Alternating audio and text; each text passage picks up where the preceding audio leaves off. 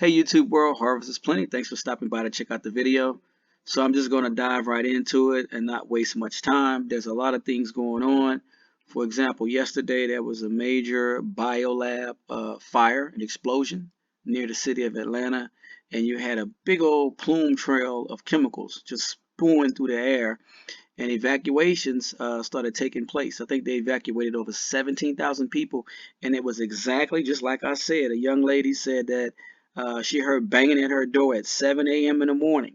She lives in the suburbs, and she goes to the door and she opens it, and it's a sheriff deputy there, and they're going door to door telling people you need to evacuate immediately. And I just said that that could happen in my previous video. So you guys need to be ready for those things and think about what will you do if that happens to you. In addition, there's a looming East Coast port strike, and maybe I'll put a video up about that. But the East Coast and the Gulf Coast area, they're threatening to shut down all the major shipping ports and seaports, which could cause some ripple in the supply chain. So I'll touch on that in a little bit in another video. But guys, Hurricane Helene came through and created a dire situation in a lot of places. Florida, Georgia, North Carolina, Western North Carolina, South Carolina, and in Tennessee. A lot of flooding, a lot of bridges have been washed out. There are thousands of people that are unaccounted for. They're missing. It's believed that the floodwaters washed them out. We're talking men, women, children, pets. It's just crazy. A lot of things are going on. People are at their wits' end. They've lost a lot of stuff. If you remember yesterday, a previous video, I'm sorry, that I put up, where I was tracking the medic, and the medic said within 3 days, even fire and rescue ran out of gas. So they had to stop their search for people, and they were waiting for National Guard to come in to bring in supplies. So it's just crazy what's going on. And the crazy or the interesting thing about all of this is that a week or two from now, people that lives outside of those areas will completely forget. They will just move on and wait till the next crisis hit instead of heeding the lessons. And so let's take a look at what's going on in Asheville and dire situation there with the water supply. I got 3 headlines I just want to read for you guys, and it's exactly as I've been saying. It's the reason why you need to prepare. It says water situation in Asheville is dire, and this is a Harris Teeter. I will come back to this picture in a second, and you will see why. And it says here, nearly 100,000 Asheville residents may not have access to water for weeks, according to a press release shared by the city on Sunday afternoon. 100,000 Asheville residents may not have access to drinking water for weeks. Wow. It goes on to say extensive repairs are required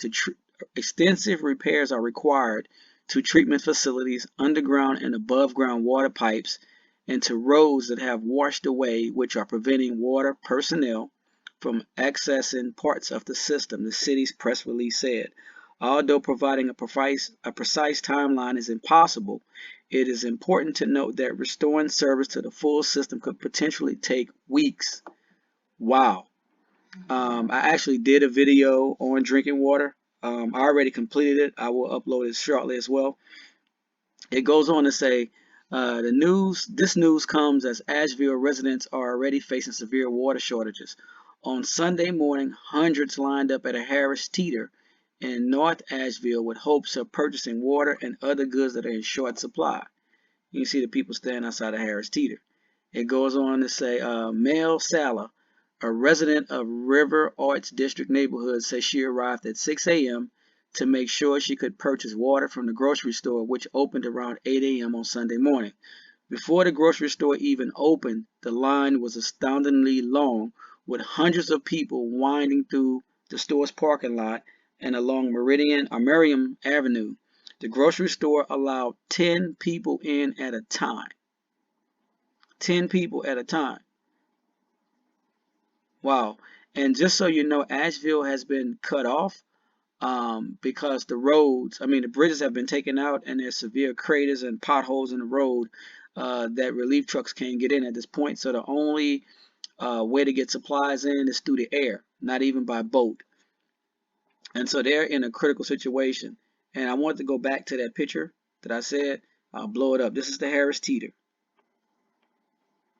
Look at all those people in line. Look at that. Hundreds of people in line, and the store is only allowing 10 people in at a time. And from other reports that I read, I believe they said they're probably only taking cash, maybe. So think about that. Most people don't keep cash on hand. And I always say keep a little cash on hand, because during power outages, a lot of times the credit card systems go down. Just think if this was a major cyber attack that took place in the midst of this.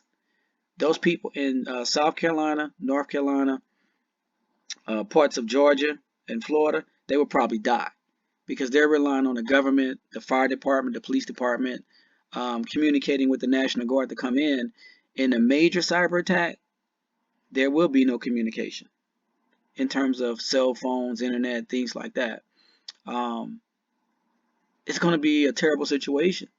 When I think about the Asheville area, I think about the book 1 Second After. Hopefully you guys have read it. I've recommended that book before. And the Asheville Black Mountain area, that's the area that was in the book 1 Second After. Here's another headline. Death toll mounts in North Carolina as cell service cut off to stranded residents. So in addition to all of that, the cell service is out. And then below it, it says more than 1,000 people in Buncombe County are unaccounted for, but county officials expect that number to come down once cell service and internet service is restored. On Sunday, more than 500,000 North Carolina customers were out power. All right, I want to read a little bit more for you. Let me blow this up so you guys can see. And also, there's another storm that's brewing. So there's another hurricane that's coming. Not sure where it's going to go, but we're not done. It says dozens were killed by powerful floods in North Carolina, and hundreds of others are missing due to a lack of communication access in western parts of the state after Helene sent rivers surging into communities. All right, it goes on. Where was I reading it? I want to show you guys something.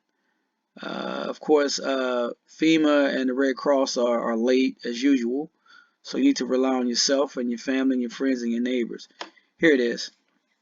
It says flooding has cut off access to supplies for parts of North Carolina. Fuel, food, and water are in short supply, causing tensions to run high in Buncombe County. Local media reports arguments breaking out at gas stations and lines miles long for fuel. When asked about a delay in supplies and tensions at open gas stations, the Buncombe County Sheriff says supplies are delayed because many roads have been destroyed. The sheriff office is considering posting deputies at gas stations. Imagine that. It's a bad situation over there. It says as of Sunday, only one lane of Interstate 40 was open for emergency crews, limiting access to communities impacted by Helene's flooding. Officials said helicopters are bringing food, flood waters, and supplies to areas cut off by the flooding.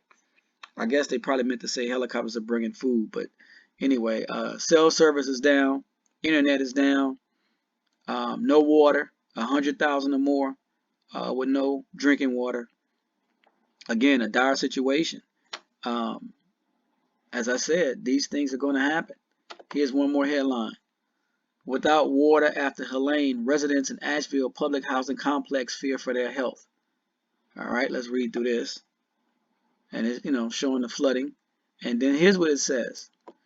Residents at, and sorry if I pronounced the words, at Pisgo View Apartments in West Asheville are still without water September 29th, 2 days after Tropical Storm Helene swept through western North Carolina, leaving a trail of destruction that killed at least 30 people in Buncombe County and knocked out power and water across a large swath of the region. And they're without water. And here's what one lady said. Resident Deborah Kincaid, 56, struggled to speak as she told Citizen Times how without drinking water, she's unable to clean the nebulizer and tracheostomy tube inserted in her windpipe, which helps air reach her lungs. Kincaid says she's been using a nebulizer to clear the mucus from her throat for 2 years after having her voice box removed following a bout with throat cancer. She only has a few small plastic bottles of water left. Wow. And she probably running low on medicine too, because the CVS, the Walgreens, all those places are closed. And here's the Miss Kincaid right here, picture of her. May you guys pray for her, please. It goes on to say Kincaid wasn't even able to use a nebulizer until neighbors in a nearby apartment unit ran an extension cord from their apartment to her unit so she could plug in a nebulizer. With nearly 100,000 people without power in Buncombe County as of 12:30 p.m. September 29th, some of the buildings in the housing complex still had it. Thank God for that. Here's something else. It said, but power can live without, residents said. We just need water. You got units that have 4 children using the bathroom, unable to flush. That's germs, that's bacteria. Fortunately for Kincaid, her neighbors filled a trash can full of water from a nearby creek so she could flush her toilet. In the video that I did concerning water, I'm going to put it up as well. I talk about that. And it says here, in times, for days, Buncombe County officials have said water is on the way and distribution sites will be set up. As of 4 p.m. media briefing September 29th, it was still unclear when that would happen. So they keep telling the residents, hold on, water is coming, food is coming. 2 days later, no water, no food, no gas, no electricity, no cell service. Everything is down. So they're experiencing a real time SHTF grid down. I've also been tracking other reports. One gentleman, he said that there's no food. He said the gas stations are down. The grocery stores are closed. The ones that are open are only accepting cash and nobody has cash. He said that people are desperate and that violence is starting to take place. People are starting to steal and loot and rob for what they don't have because it's taken FEMA and Red Cross too long of a time to get in. So think about that. They also said that people, again, when I told you about people who take medicine, they said people have their medicine has been flushed away or washed away in the flood, so there's no medicine as well for a lot of individuals who are sick. They had to evacuate some of the hospitals because of the flooding. It's a terrible situation. And again, you guys need to prepare for these things. This is taking place right now in Carolina, in parts of Tennessee, and parts of South Carolina. And a lot of people are just unprepared. Look at the line of people standing to get in Harris Teeter, hundreds and hundreds of people, and yet they're only letting in 10 at a time. And so it's a dire situation. I saw one guy, he was telling people to they need to store beans and rice and keep that as their prepping material. But what people forget to realize is that you need a lot of water to cook beans and rice. So think about that as well. And I cover that in my water video, so stay tuned for that as well. That's all I have for you guys. I love you. More videos to come. May God continue to bless you and your family.